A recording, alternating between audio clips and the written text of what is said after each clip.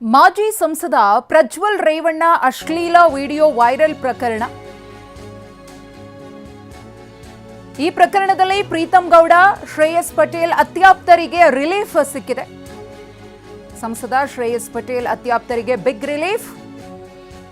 ಆರೋಪ ಮುಕ್ತರಾಗಿದ್ದಾರೆ ಶ್ರೇಯಸ್ ಅವರ ಅತ್ಯಾಪ್ತರು ಪುಟ್ಟರಾಜ್, ಹಾಗೆಯೇ ಪ್ರೀತಂ ಗೌಡ ಆಪ್ತರಾಗಿರುವಂತಹ ಶರತ್ ಮತ್ತು ಕಿರಣ್ ಅವ್ರಿಗೂ ಕೂಡ ಬಿಗ್ ರಿಲೀಫ್ ಸಿಕ್ಕಿದೆ. ಶರತ್, ಕಿರಣ್, ಪುಟ್ಟರಾಜು ಹೆಸರನ್ನ ಎಸ್ಐಟಿ ಕೈಬಿಟ್ಟಿದೆ.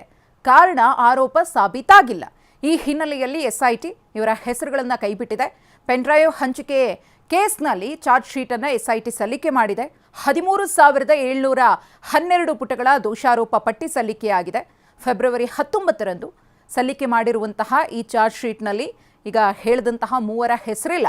ಶರತ್, ಕಿರಣ್, ಪುಟ್ಟರಾಜು ಆ ಪೆನ್ಡ್ರೈವ್ ಅನ್ನು ಹಂಚಿಕೆ ಮಾಡಿದ್ದಾರೆ. ಆ ವಿಡಿಯೋ ದೊಡ್ಡ ಮಟ್ಟಿಗೆ ವೈರಲ್ ಆಗೋದಕ್ಕೆ ಇವರು ಕೂಡ ಕಾರಣಕರ್ತರು ಅನ್ನೋ ಆರೋಪ ಕೇಳಿಬಂದಿತ್ತು. ಆದರೆ ಎಸ್ಐಟಿ ಅಧಿಕಾರಿಗಳು ವಿಚಾರಣೆ ಮಾಡಿದಂತಹ ಸಂದರ್ಭದಲ್ಲಿ ಇವರು ಯಾವುದೇ ರೀತಿಯ ವೈರಲ್ ಕೃತ್ಯದಲ್ಲಿ ಭಾಗಿಯಾಗಿಲ್ಲ ಅಂತ ಹೇಳಿ ರಿಪೋರ್ಟ್ನಲ್ಲಿ ಬಂದಿದೆ. ಅದೇ ವಿಚಾರವನ್ನು ದೋಷಾರೋಪ ಪಟ್ಟಿಯಲ್ಲೂ ಕೂಡ ವಿಶೇಷ ತನಿಖಾ ತಂಡದ ಅಧಿಕಾರಿಗಳು ಮೆನ್ಷನ್ ಮಾಡಿದ್ದಾರೆ.